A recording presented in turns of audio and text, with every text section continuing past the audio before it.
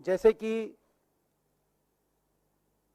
राहुल जी ने जो कहा कि लगातार हो रहे आतंकी हमलों का हल कठोर कार्रवाई से होगा, ना खोखले भाषणों का, ना खोखले भाषणों से और ना झूठे वादों से। आज उनका ये वक्तव्य आया है अनकोट। तो जो राहुल जी ने जो कहा, ये हमारा जो स्टैंड है वो आपको इससे इस बात से समझ में आता है। एक इस संदर्भ में एक दो महत्वपूर्ण जो बातें हैं वो आपके माध्यम से हम देश के और सरकार के सामने रखना चाहते हैं अत्यंत चिंता के साथ। एक बड़ा चिंता का विषय, डिस्टर्बिंग ट्रेंड एक सामने आया कि जो जम्मू क्षेत्र है,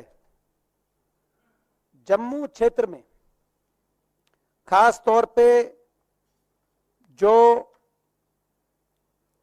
पीर पांजाल के दक्षिण में जो सारे राजौरी, पुंछ, रियासी, जम्मू, ये जो सारा जो क्षेत्र है, पहली बार ऐसा दिखाई देता है कि आतंकवादियों ने इस क्षेत्र को अपनी एक्टिविटी का केंद्र बनाया है। लगातार इस क्षेत्र में ये जो सारे घटनाक्रम हो रही है, जो सारे ये इतने इंसिडेंट्स हुए हैं, लगातार इस क्षेत्र के अंदर आ रहे हैं। और डेटा ये इंडिकेट करता है, जैसे कि आज तक की खबर आई है, कि जम्मू क्षेत्र में जनवरी 2023 के बाद आतंकवादी घटनाओं में नागरिकों और शहीद हुए सुरक्षा बलों के जवानों की संख्या लगभग दुगनी हुई है।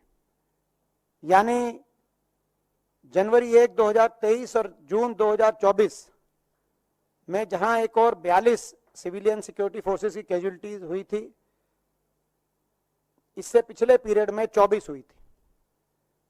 तो जम्मू क्षेत्र में पहली बार ऐसा दिखाई दे रहा है कि जो आतंकवादी एक्टिविटीज है उसका जो केंद्र है वो अब कश्मीर वैली से जम्मू में शिफ्ट हो गया। Indian national Congress expresses deep concern about this disturbing trend that Jammu is emerging as the new center for the terrorist activity in Jammu and Kashmir.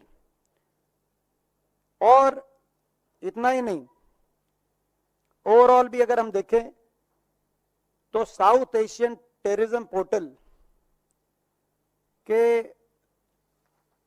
अनुसार जो आंकड़े, वहां से जो आंकड़े आपको पता चल सकते हैं कि जो टेररिस्ट एक्टिविटी जो हमारे पूरे क्षेत्र के अंदर हुई है, उसके अनुसार दक्षिण एशियाई आतंकवाद पोर्टल के अनुसार जो कुल हताहत हैं उनके प्रतिशत में मारे गए नागरिक और सुरक्षाकर्मी अब उसी स्तर पे पहुंचे हैं जो 20 साल पहले एनडीए 1 के समय 2004 में, जबकि यूपीए के वर्षों में और उसके बाद पिछले कुछ वर्षों में इसमें काफी कमी आई थी। ये रेशो बेसिकली जो मैं रेशो कह रहा हूं वो civilian and security forces accounted for 48% of casualties in terrorist attacks, rest being terrorists.